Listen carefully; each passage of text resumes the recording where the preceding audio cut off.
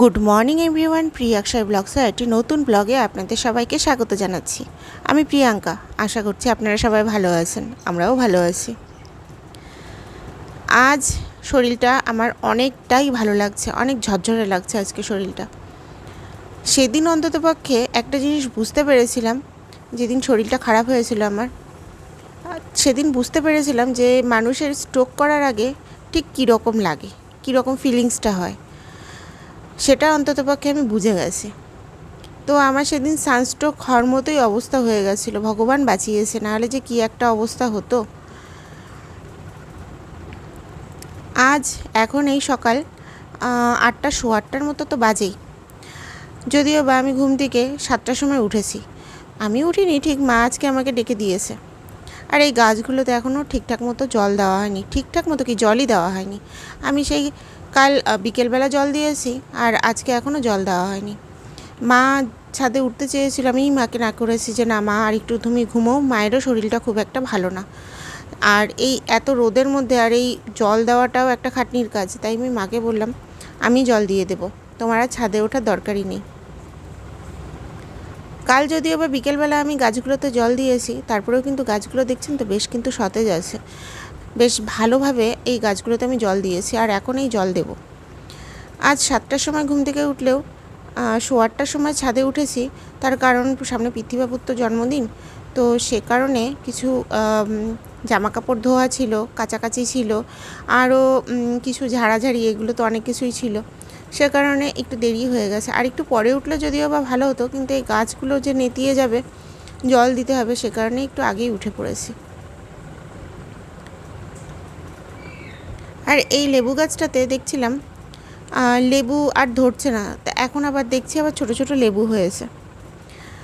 এই বছরটা আমার মনে হয় একটু বেশি মাত্রায় গরম পড়েছে, যদিও বা আগের বছর আমার বেশি গরম লাগার কথা ছিল, প্রেগনেন্সির সময়টা তো, ওই সময়টা সবারই একটু প্রেশারটা হাই থাকে, গরমটা একটু বেশি লাগে, কিন্তু আমার মনে হয় এবারটাই আমার বেশি গরম লাগছে আগের বারের তুলনায়। আগের বারের থেকেও এবার বেশি গরম পড়েছে। আগের বার এই সময়টা আমার ডেলিভারির আগে অন্ততপক্ষে যতদূর মনে পড়ে আমরা কিন্তু এসি চালাইনি, কিন্তু এখন যা অবস্থা হয়েছে তাতে রোজ দিন এসি চালাতে হচ্ছে। আর বৃষ্টির তো কোনো খবরই শুনছি না, শুধুই শুনছি যে উত্তরবঙ্গে বৃষ্টি হচ্ছে, উত্তরবঙ্গেই বৃষ্টি হচ্ছে, আমাদের এখানে আর হতে হবে না বৃষ্টি।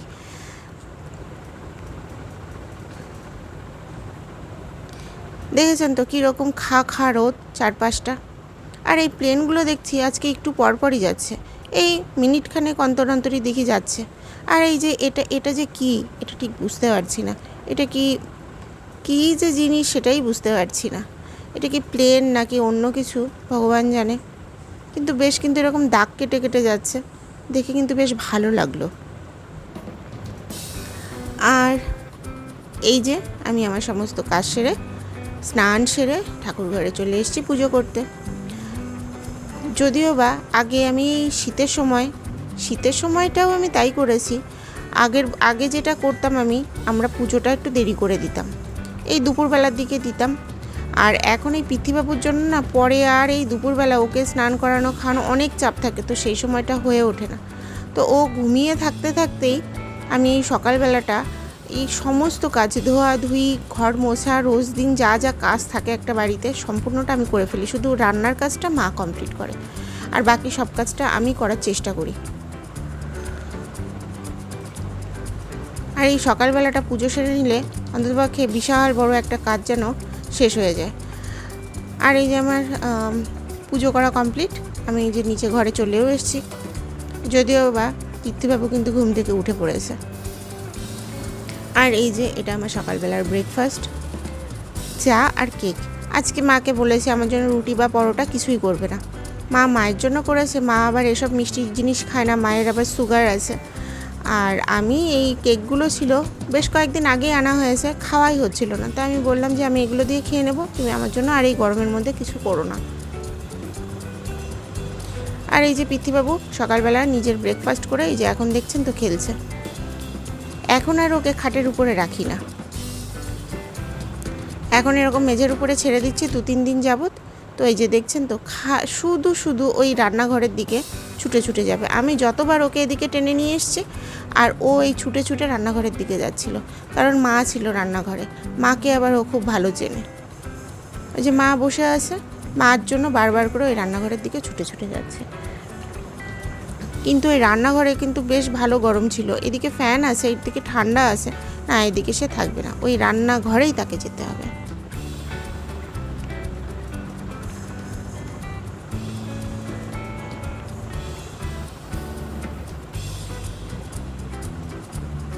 আর পিতৃবাবু নিজের খেলনা সব বাদ দিয়ে এখন এই দেখছি থালা বাসন ঘটি বাটি এগুলো দিয়েই খেলতে সে ভালোবাসে। তো আমি ভাবছি কোনো রিলেটিভ যদি কোনো কিছু গিফট করে খেলনা টেলনা, আমি বলবো খেলনা টেলনা গিফট করবেন না, বাড়িতে যদি ভাঙা বাটি গামলা ঝুড়ি এগুলো থাকে এগুলো নিয়ে আসবেন, এগুলো দিয়ে খেলতে আমার ছেলে খুব ভালোবাসে। তাদেরও খরচটা বাঁচলো আর আমার ছেলেও এতে খুশি হলো, আর এদের দুজনের খুশি দেখে আমিও খুশি হলাম।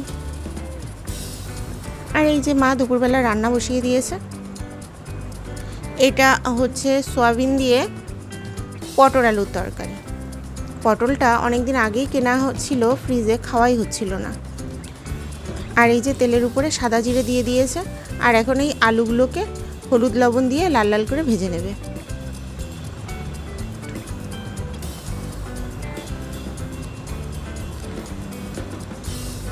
আর এরপর পটল কেটে রাখা পটলগুলো লাল লাল করে হলুদ লবণ দিয়ে একটু ভেজে নেবে। ভেজে রাখার পর তারপর মানে এই পটল আলু তরকারি করতে যে যে উপকরণগুলো লাগে মাকে দেখেছি মা আলাদা আলাদা করে ভেজে নেয়, যদিও বা আমি যখন রান্না করি আমিও কিন্তু তাই করি। কিন্তু আমার শ্বশুরবাড়িতে যেটা দেখেছি ওরা আবার না এই ভাজা ভাজি জিনিসটা খুব একটা করে না। ওরা যেটা করে এই তেলের উপরে ফোড়ন আদৌ দেয় কি না আমি ঠিক মনে নেই, তবে এই আলু আর পটল একসাথে দিয়ে হালকা একটু নাড়াচাড়া করে তার মধ্যে জল দিয়ে দেয়। তো এক একজনের এক এক রকমের স্বাদের খাবার লাগে, তো আমার মনে হয় আমাদের এটাই ভালো। আসলে এটা ছোটোবেলা থেকে খেয়ে অভ্যস্ত। আর ওখানে যেয়ে দেখেছি যে ওরা আবার হচ্ছে সব কিছু হালকা করে ভেজে জল দিয়ে সেদ্ধ করে নেয়, আমার আবার ওটা ভালো লাগে না। আর এই যে এখন এই ধুয়ে রাখা পটলগুলোকে এখন হালকা লাল লাল করে ভেজে নেবে। যদিও বা আমি কিন্তু বেশিরভাগ মানুষকেই দেখেছি এই আলুটাকে একবার ভেজে নেয়, পটলটাকে একবার ভেজে নেয়। আমি শুধু আমার শ্বশুরবাড়িতেই এই জিনিসটা দেখেছি। হয়তো ওটা খেতে বেশি একটা স্বাদের নাও হলেও ওটা হেলদি বেশি, সেই কারণে ওরকমভাবে খায় হয়তো ওরা। কিন্তু আমার আবার অত হেলদির দরকার নেই, আমার একটু এরকম রসিয়ে কষিয়ে খাওয়াই ভালো লাগে। আর এমনিতে আমাদের বাড়িতে আলু পটলের তরকারিটা এমনিই করে, এই সয়াবিনটা দেখলাম মা আজকে দিয়েছে। আর এই যে এর মধ্যে এখন মশলাটা দিয়ে দিল। মশলা বলতে এর মধ্যে শুকনো লঙ্কা বাটা, সাদা জিরে বাটা আর আদা বাটা ছিল, আর সামান্য পরিমাণের গরম মশলা ছিল। মা আজকে অনেক দিন পরে কোনো একটা সবজিতে গরম মশলা দিয়েছে। আর চিকেন বা মাটন রান্না করলে সে তো দেয়, কিন্তু এরকম তরকারিতে আজকে অনেক দিন পরে দিয়েছে। খুব সম্ভবত এই সয়াবিনটা দিয়েছে, তো সেই কারণেই মা গরম মশলাটা অ্যাড করেছে। আর এই তরকারিটা খেতে ভীষণ স্বাদের হয়েছিল আজকে। আমি না ভাতটা পুরোটা এই পটল আলু আর এই সয়াবিনের তরকারি দিয়েই শেষ করেছি। আর এই যে এটা আমার দুপুরবেলার লাঞ্চ আজকে, আর লাঞ্চটা আমি অনেক আগে আগে কমপ্লিট করে নিয়েছি। আর এই যে দেখছেন তো ভাত, ছোটো মাছের চচ্চড়ি, আর ওই যে আলু পটল সয়াবিন দিয়ে রান্না করেছে, আর ওই আগের দিনের চাটনি ছিল, আমের চাটনি, সেটাই। আজকে তাড়াতাড়ি করে দুপুরবেলা লাঞ্চটা করে নিয়েছি, তার কারণ পিতৃবাবুকে স্নান করিয়ে খাইয়ে তারপর ও যখন ঘুমোবে তারপর একটু বাজারে যাব, বিশেষভাবে আমার আজকে যেতেই হবে। আর অন্যান্য দিন আমার এই লাঞ্চ করতে করতে 5টা বেজে যায়, তো আজকে আর রিস্ক নেইনি, রান্না হয়ে গেছে, আমি আগে আগে খেয়ে নিয়েছি। আর এই যে পিতৃবাবুকে দেখছেন তো, ও খেলেই যাচ্ছে, এরকম খেলবে এখন।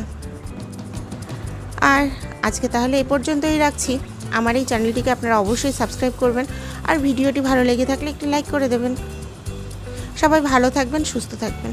আবার কথা হবে আরেকটি নতুন ব্লগে। ততক্ষণের জন্য টাটা।